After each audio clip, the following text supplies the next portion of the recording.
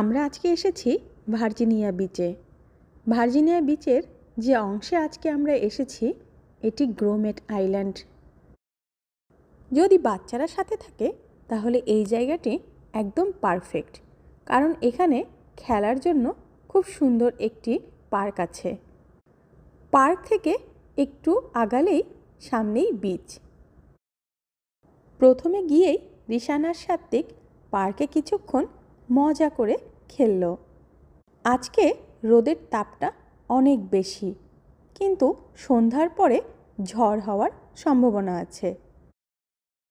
পার্কে কিছুক্ষণ খেলেই আমরা চলে গেলাম সমুদ্রের কাছে, কারণ রিশানের প্রিয় খেলা হলো বালি নিয়ে খেলা, আর সাত্ত্বিকও সেই সাথে সুন্দর করে জুটি বেঁধে খেলা করে।